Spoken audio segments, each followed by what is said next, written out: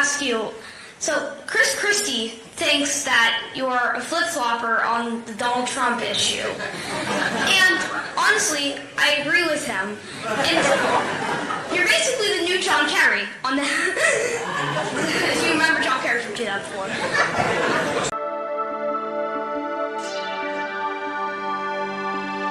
Alright folks, so Nikki Haley has had a little bit of a rough time. It's a little bit interesting because I think from most people's perception, all of us who have been paying attention to the election cycle, or I guess the nomination process, we've seen Nikki Haley fail time and time after again, continue to falter, nothing but non-stop embarrassment. Yet for some reason, she keeps rising in the polls. For some reason, she's the establishment sweetheart that somehow, according to the press and according to a couple pollsters, is the best shot at stopping Joe Biden. Now, nobody actually believes that, right? Obviously, there's some sort of voter influence scheme going on. Nikki Haley has been a complete failure. And the question is, which epic fail is going to be the straw that breaks the camel's back? Well, folks, I think it's this one. Nikki Haley is once again going viral for all the wrong reasons. The right-wing establishment's favorite little political puppet. Well, at least her campaign is in complete freefall after this one. Let me show you guys exactly what's going on. We got some stuff to get into, so let's roll the tape. All right, folks, so here's the clip that has everybody talking. Here's extremely coherent, great mind, great thinker Nikki Haley, just wowing an audience with her deep, deep understanding of American history. In the town hall. Last night I was asked about the Civil War and what I think of the Civil War, what was the cause of the Civil War.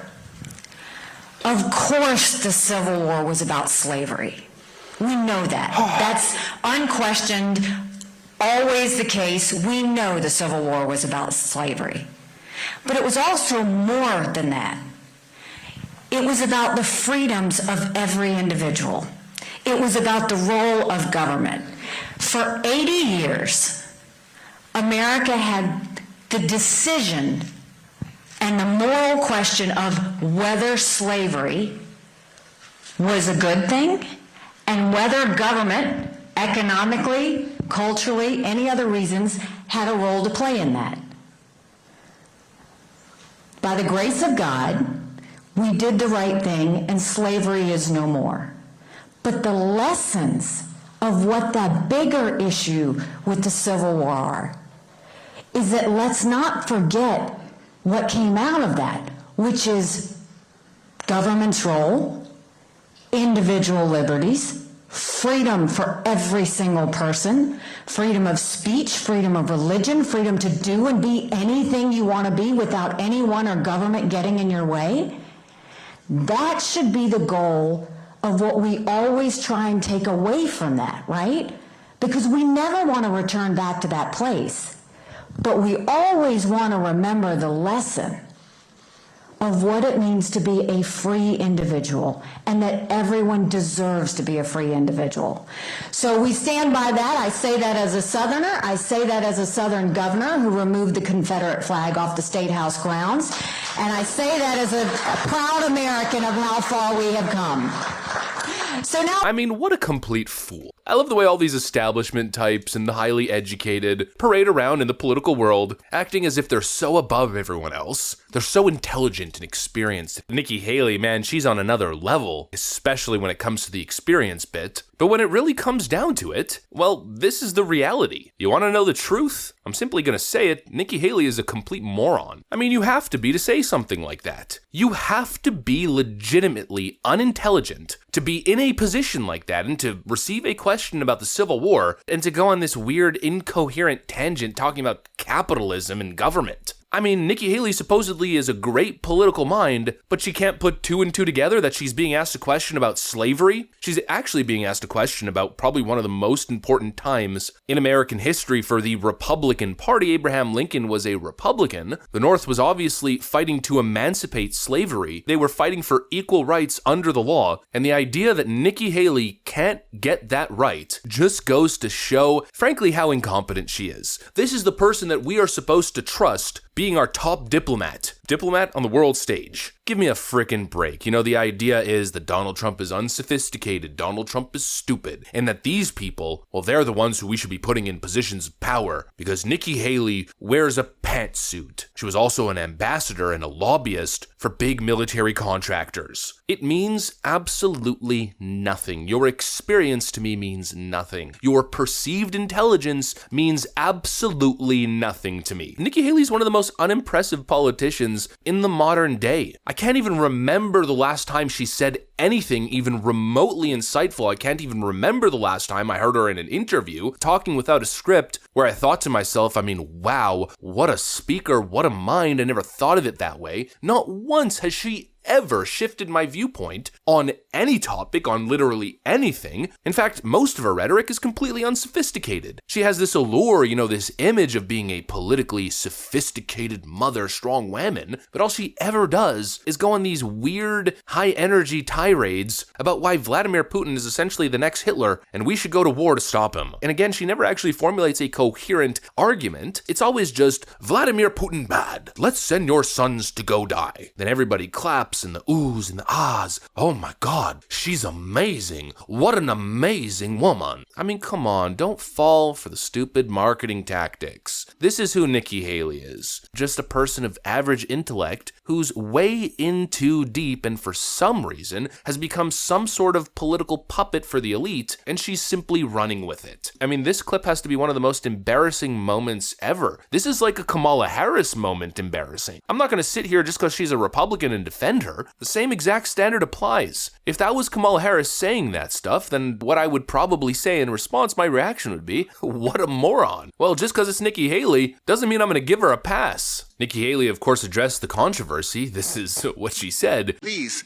what was the cause of the United States Civil War?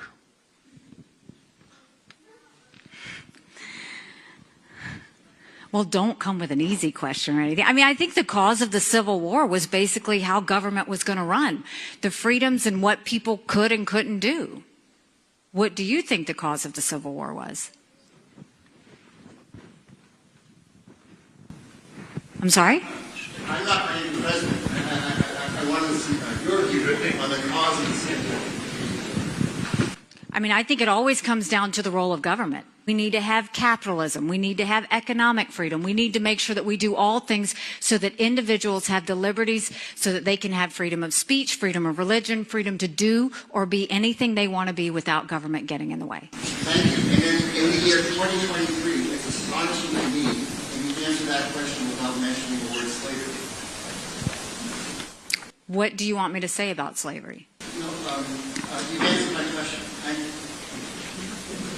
Next question.